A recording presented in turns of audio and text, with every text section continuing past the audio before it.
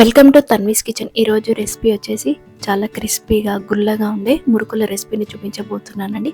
వీటి టేస్ట్ మాత్రం చాలా బాగుంటుందండి. చాలా సింపుల్ ప్రాసెస్తో ఈ మురుకులను టేస్టీగా అండ్ క్రిస్పీగా చేసుకోవచ్చండి. సో ఇక లేట్ చేయకుండా ఈ మురుకులను ఎలా చేసుకోవాలో చూసేద్దామా.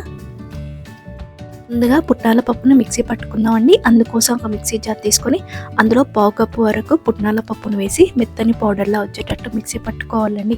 చూడండి, ఈ విధంగా మెత్తని పౌడర్లా వచ్చింది కదా.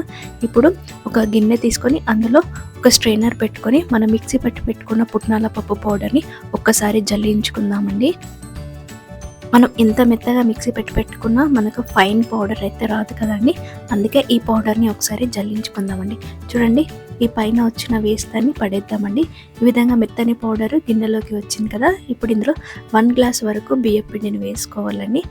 ఇక్కడ కొలత ఏంటంటే 1 గ్లాస్ బియ్యం పిండికి పావు గ్లాసు పుట్నాల పప్పును వేసుకోవాలండి. ఇలా బియ్యం పిండి వేసుకున్న తర్వాత ఇందులో 2 టేబుల్ స్పూన్ల వెన్నను వేసుకోవాలండి. వెన్న వేయటం వల్ల ఈ మురుకులు మనకు చాలా క్రిస్పీగా ఉంటాయండి. వెన్నకి బదులు మీరు కాచిన నూనె అయినా వేసుకోవచ్చండి. నేను తీసుకున్న బటర్ మామూలు షాప్లోదే అండి. సో ఇలా బటర్ పిండిలో బాగా కలిసిపెట్టేటట్టు కలుపుకున్నాం కదా. ఇప్పుడు ఇందులో 2 టేబుల్ స్పూన్ల వరకు నువ్వులను వేసుకోవాలండి. అలాగే 1/2 టీ స్పూన్ ఇలా వామన్ తీసుకొని చేతి వేళ్ళ మధ్య నలిపి ఈ పిండిలో వేసుకోవాలండి.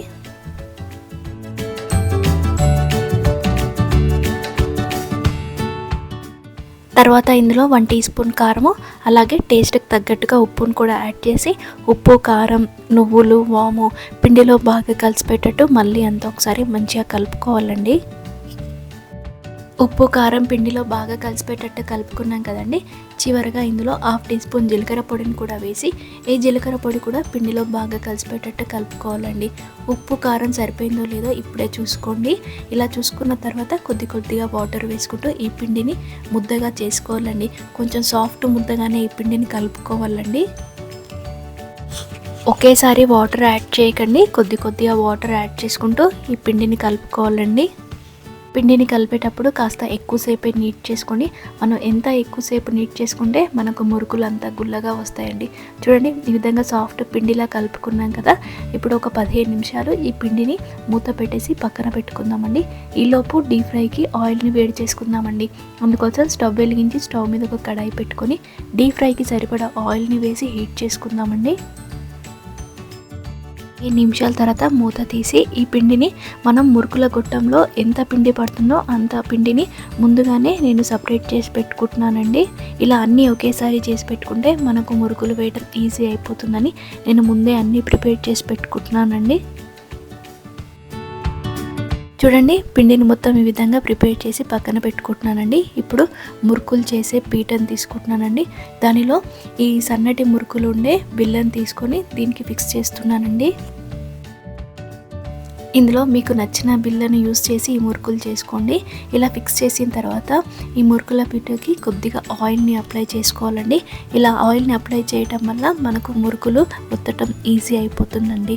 ఇలా ఆయిల్ని అప్లై చేసిన తర్వాత మనం ముందుగా ప్రిపేర్ చేసుకున్న పిండి ముద్దను అందులో పెట్టేసి మళ్ళీ మురుకుల పీట మూత పెట్టేసి వీటిని ఒక ప్లేట్పై ప్రెస్ చేసుకుందామండి.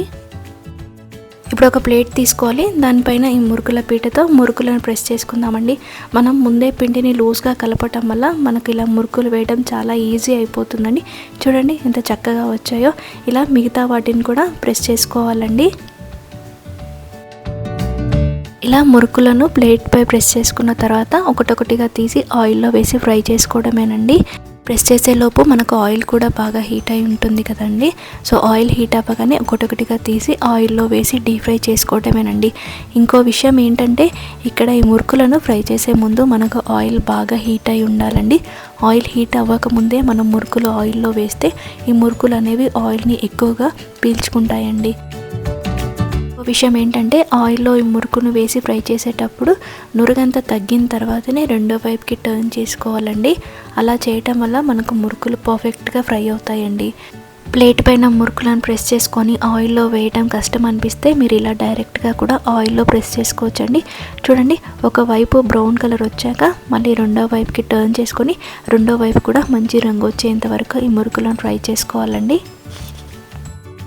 పిండిని మొత్తం ఇదే విధంగా ప్రెస్ చేసుకొని డీప్ ఫ్రై చేసుకోవాలండి. ఇలా డీప్ ఫ్రై చేసుకున్న మురుకుల్ని ఒక సర్వింగ్ బౌల్లోకి సర్వ్ చేసుకుంటే ఎంతో టేస్టీగా క్రిస్పీగా ఉండే పుట్నాల పప్పుతో మురుకులు రెడీ అండి. ఇక్కడ ఒక మురుకును తీసి చూపిస్తున్నాను చూడండి, ఎంత క్రిస్పీగా ఉన్నాయో. మనం ఈజీగా నమ్మలగలిగేలా కూడా ఈ మురుకులు ఉంటాయండి. చూసారు కదా, చాలా సింపుల్ ప్రాసెస్తో ఈ మురుకులను ఎలా చేసుకోవాలో. టేస్ట్ మాత్రం చాలా బాగుంటాయండి.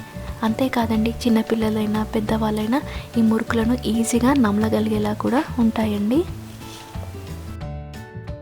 ఈసారి పండగకి ఒక్కసారి నేను చూపించిన మెథడ్లో ఈ మురుకులను చేసి చూడండి.